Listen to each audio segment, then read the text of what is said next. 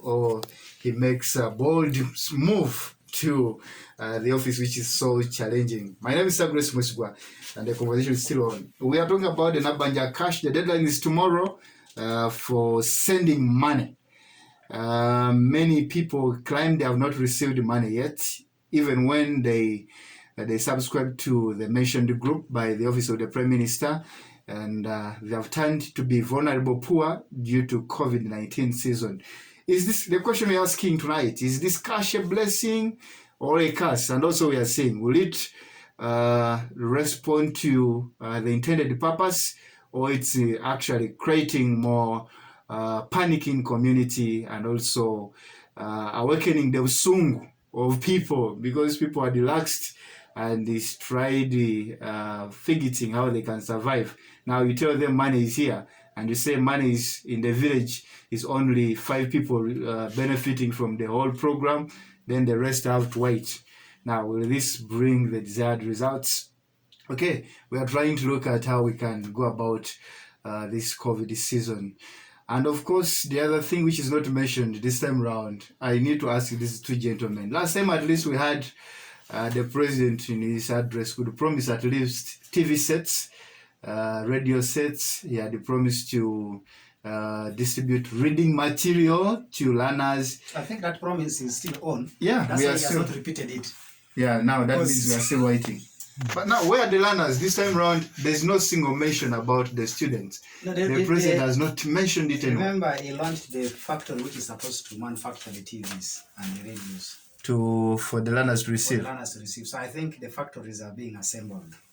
Then they will begin manufacturing those radios. That's why he has never talked about it. Are you saying it's sarcastically or you? No, that's what I'm trying to imagine. That's why he has never mentioned about it in his recent speeches. He has never talked about it because I think the factories are being what? So the promise stands. The promise stands. So whether it will come after COVID, or because that is now how to manage the post-COVID what?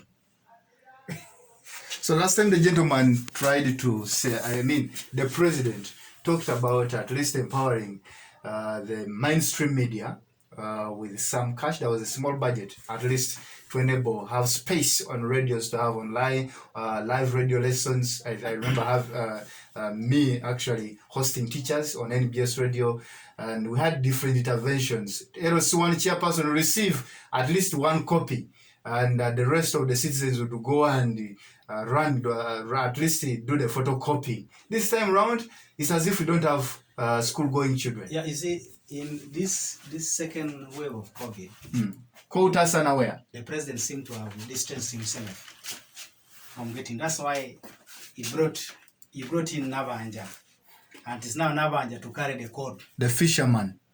The fisher lady now. Let's call her fisher lady.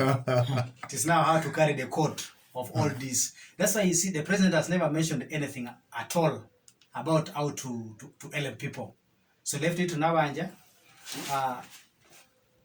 You must have heard this one of these MPs from Salty who said these people are good at making accountability of what they have received, but how they have spent it, it is never displayed at all.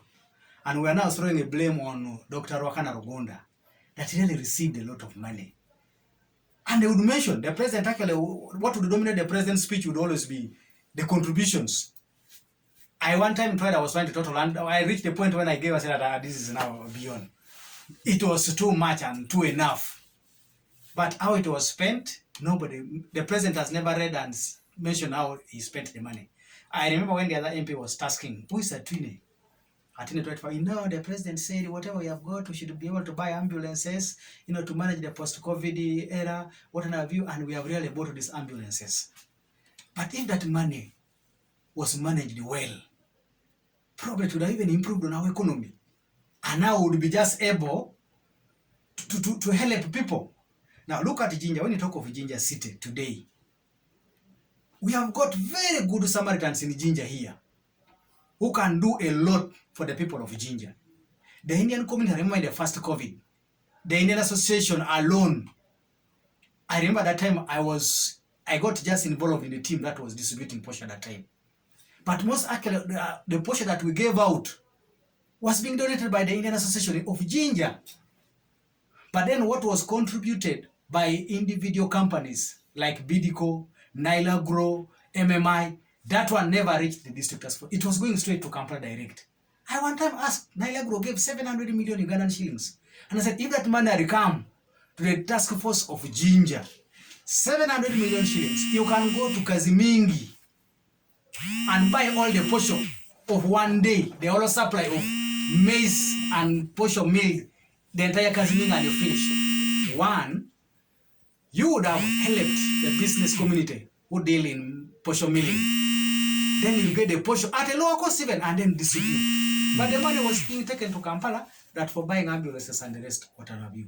So I want you to begin imagine what are those people saying today, saying that after the last time what we gave did not really help our people. So why you die? So you even find their donation may not actually be generously just. They just even say it's okay for purposes of showing that we are existing. Okay. But if the other one was well managed, yeah, they would be impressed that yes, last time what we did, we saw people being helped. We went to Danida, Chibugamba to give out to Posho. But I can assure you, at that time, we were being aided by Sakwa, the RDs at that time. But Mr. Sakwa was selecting the houses. If you saw, if there is a electricity wire is passing in your house, you don't get. You see, that was his yardstick of determining. Seeing how people jump, you give this one here, then you jump, you go here. You see, it was also a vague approach. So that's the same which has come today. So you are going to see, like, let's give example like of Danida, where you find a block of a house with smaller doors, So you find this one of this door has got the 100,000, this one has not gotten, this one has not gotten, the other one has got. So look at how those people are going to behave. But I landed on one of my LCs in one of my villages in Pumuda Parish. He said there were very many vulnerable people who had come and had nothing to do with them. So what we did, we agreed with them and said, we are going to put 3 of you will share the 100,000. But let it come on this one's phone. So they made their own understanding and said, it is okay, we get started, it is very fine. But that's what some people have in my village, that's what they resolved on. People said they were over 150. Well, the finance controller. That's share. Not what we are waiting. The one who receives, that's what we are now waiting to see whether people are honest in this COVID. So they were over 150. They only want 50. So they would sit and say, now, you people, let us all receive this money. I'm not going to say you are the one who are fairer than this. You are all badly off. So we are going to get you know, this is your colleague. You will share with. So immediately money comes, please make sure you declare that the money has come. You go and withdraw the 3 of you, you share. Others were putting 2, others 3. So that's also the format how those people have done it. Okay. Well, Piero, on the issues as we talk about cash, is the DTF thinking about the other sectors besides giving people food? Because in your budgeting as a city and also as the national budget, many sectors are not left out because of COVID. I saw tourism getting money, ICT, education. So meaning the government should not break down because of one system having issues. Are you thinking about the education part of it as DTF? You have over 10 radios in Jinja City. I don't know how your engagement has been with some of the media owners to think about how you can go an extra mile, much as you're not working in isolation from the National Task Force. You see, government is all about procedures. And normally, as local governments, we work under central government and we largely depend on procedures, policies, and the circulars and the statutory instruments that are normally put in place for us to implement. So not until Ministry of Education has come up with an alternative, with clear instructions, there's nothing nothing that we can do. Because there is a syllabus. The approach is now top bottom. Yes, under such circumstances, you must be smart enough not to do otherwise. Bring out this logo saying that chivundo kuva kumutwe. No, not necessarily that, but what I'm trying to say is that the situation under which we are is not a normal one. Let me give you a scenario. When the president issued the roadmap of easing during the first phase of the lockdown. You remember very well. We have schools. We have actually schools which decided to open up, even when those specific classes were not meant to be at school. And we know it. We know it. At least we know. Some of us are parents, You know that some schools opened. Yes. Even when, say for example, they said, okay, the candidate classes should resume. But you would find schools. So you knew and you had to forgive those schools. No, no, I'm not saying that only us, even central government knew. Knew. So But what I'm trying to tell you is that is very wrong.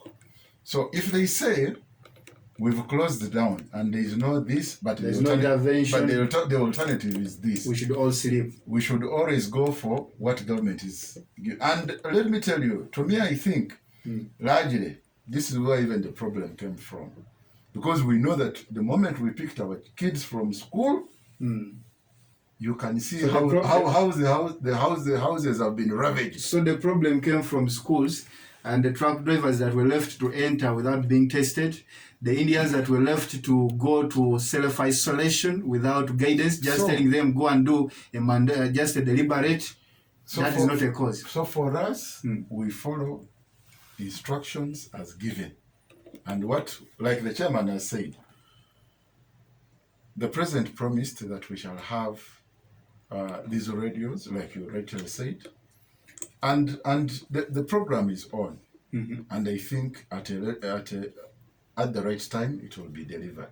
Okay. Because you see, we even don't know when COVID will end. First of all, now that is the biggest worry. Yes, because like we are still under the mercy of the whites, as far as vaccination is concerned, because not until this country will vaccinate almost half of the population that is supposed to be vaccinated, I don't think we are anywhere to end these lockdowns and what. Okay. 0752-890-890. You've heard from the PRO about the Nabanja cash. Many people asking a number of questions. When is this cash also concerned with the people from Busoga sub-region and eastern Uganda? I wanted you to answer that, and you've answered it. Someone was asking, let me just actually make a clarification on that. Actually, you've raised a very pertinent issue. I think people are forgetting. When the circular came out, they were looking at what specific locations was this circular looking at. The Nabaja money, as we've now termed it, branded it, yeah. It is looking at cities, first of all, Kampala city, and then the other cities, which are 9 in total, and then all the municipalities. It didn't go to the town councils. Okay, so here. We must look at that. How many municipalities do we have in Eastern region or in Busoga sub-region? Yes, good evening. Good evening, sir. Yes, how are you? Fine. Let me first begin by thanking the listeners of Smart FM. Let us know your name first, sir. This is Alex Abot from Kakira. Yes, Alex from Kakira. And the people on board, like Doctor and Chairman. Now, my concern is, I'll first begin by seconding what the Chairman has said, that Nebanja's man is bringing division among people. And right now, we heard about the law in the Gulu. Now, from that time up to now, we have not heard about